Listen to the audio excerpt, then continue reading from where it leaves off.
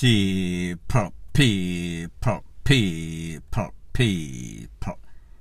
Que pasa, suck, say what they do. Welcome to Crime Time News, where the difference is in the meds. Call it news with a buzz.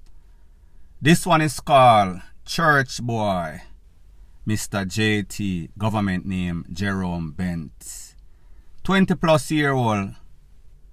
He is from a place called Brooks Level, a scheme called Brooks Level that is in Golden Spring, that is past on your way, depending on the direction that you're going, Stony Hill.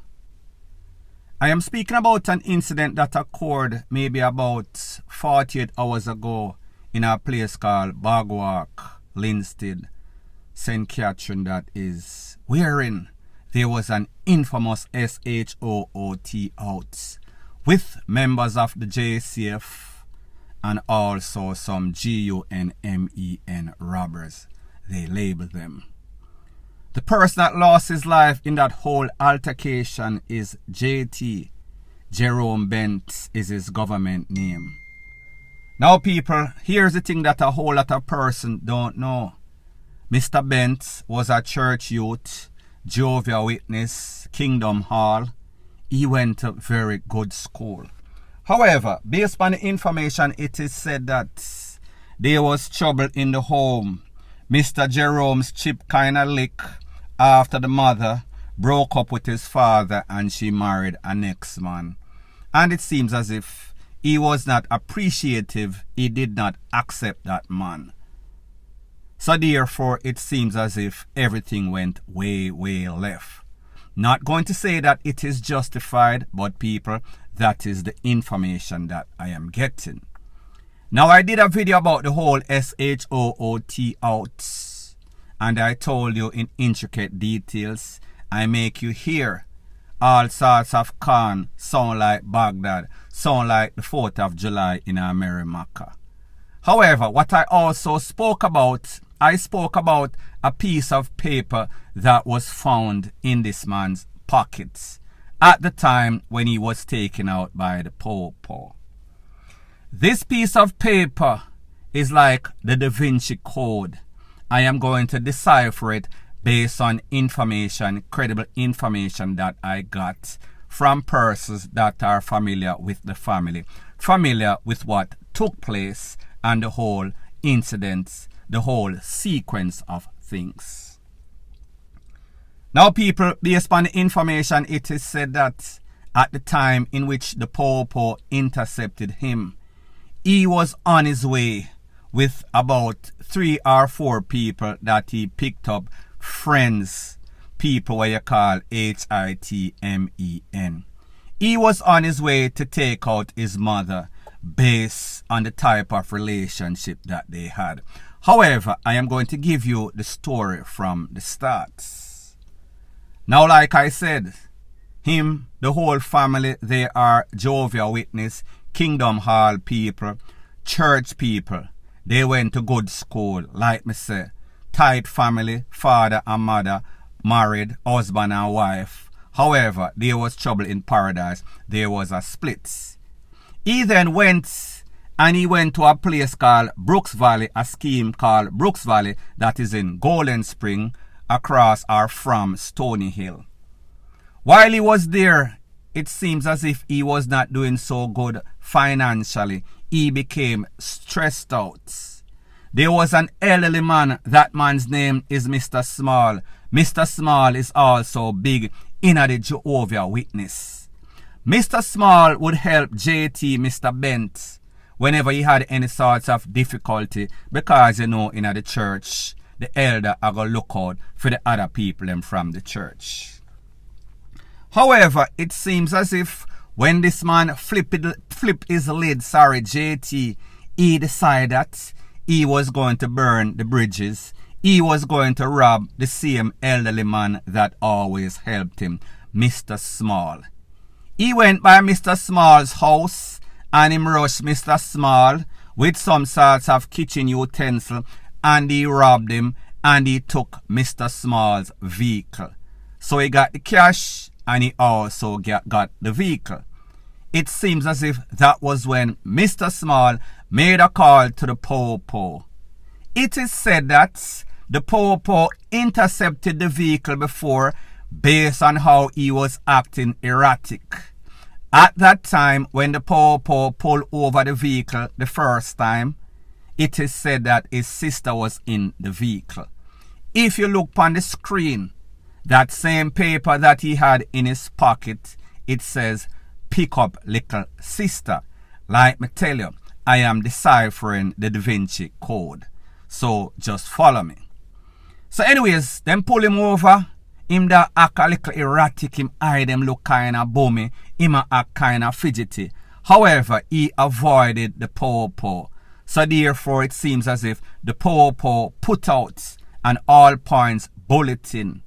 However, he had dropped off his sister and then he went and picked up a couple of friends that were going to go with him to complete the mission of taking away his own mother, based on the information that I got from the streets. Word on the street is not always 100% proof. However, if you look at your screen, this is the paper that was found in his wallet. It shows you that it says, "Pick up a shovel if possible." If possible, that means that maybe it might bring up some sorts of suspicion. So therefore, there was a question sign beside it. There was also a part to say, "Stop at the gas station. Get between $500,000 to $1 million. People, I do not know what type of ATM bank machine is any sort of gas station. However, I am going to assume he was plotting, he was scheming some sort of robbery. There was also a part on the paper that says, "Park the vehicle close to the football field." So therefore, I guess he was going to park that vehicle and then he went and robbed that store. I am assuming that is in my opinion. If you also look at your screen, you will see where it says, "Pick up Glock, pick up magazine."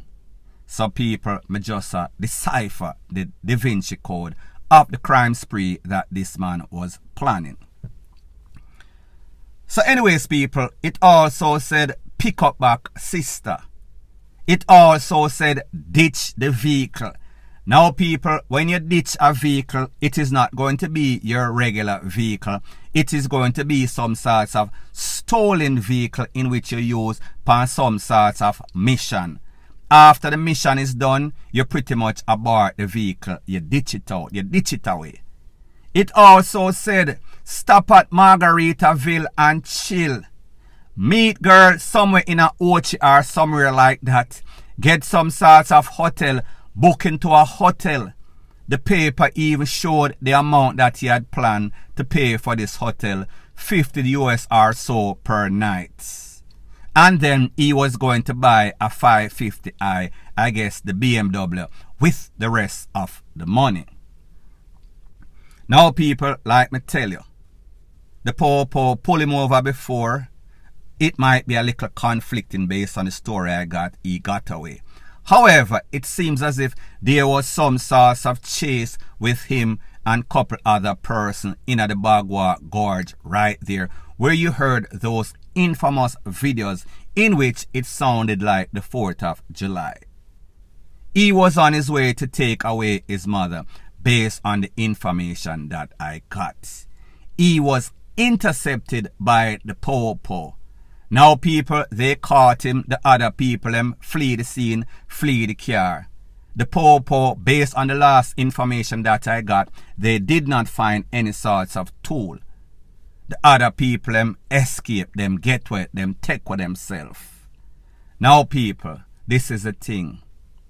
Most of us Jamaican grew up in some sorts of home that was not ideal. That means either some sorts of ABUSE. Most of the time, financially, everybody did a struggle. However, we hold out. We did not make it lick our chip, so therefore, we're not going to give him any sorts of justification or make any sorts of excuse for this man.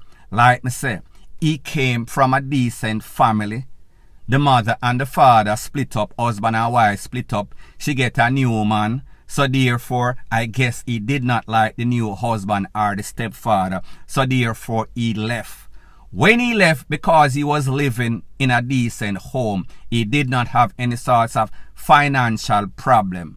Somebody was assisting him. So therefore, whenever things did not work out, him flip on the man, Mr. Small, that was helping him. Him rob the man in front of him family at knife points. Him take with the man money and him take with the man car.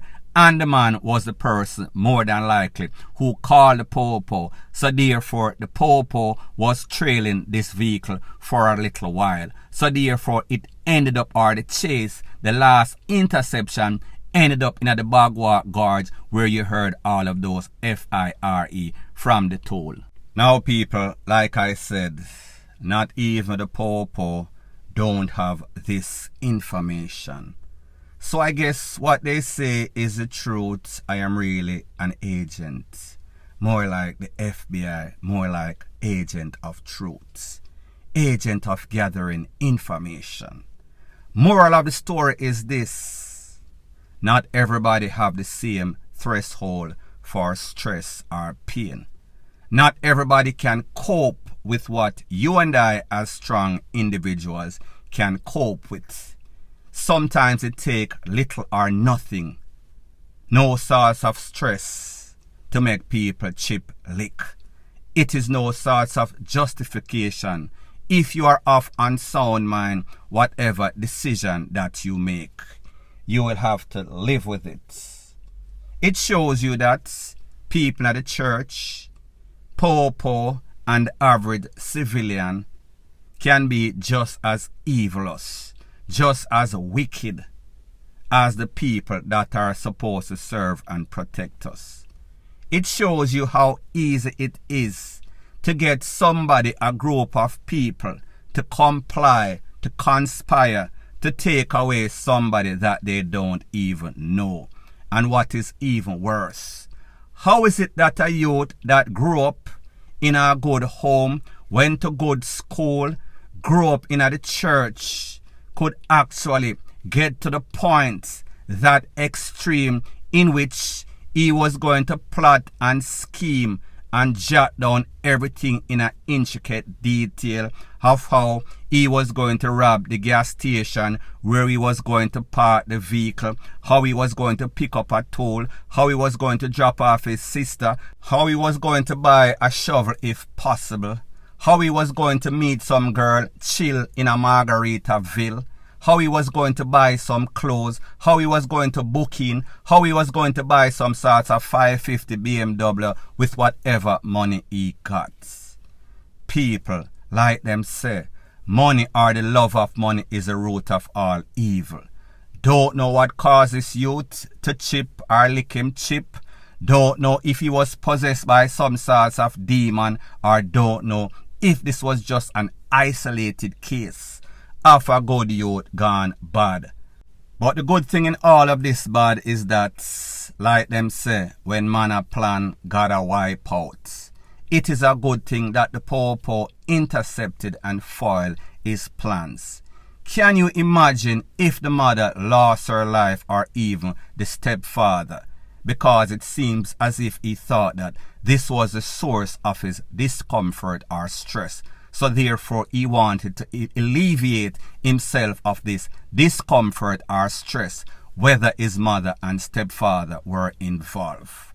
Luckily for the Pope, or luckily for that family, it did not get to the extreme of which it could have gotten to. Point blank and period. So anyways, people, thanks once again for checking out my video. If you appreciate videos like these, please show your appreciation by liking, commenting, sharing, and subscribing to my channel. That is how YouTube promotes videos like these to like-minded, sensible persons like yourself. And last but not least, please subscribe to my next channel. It is called Jamaica Dancehall Source. I'm going to be pinning the link to that channel in the description of this video. Bless up.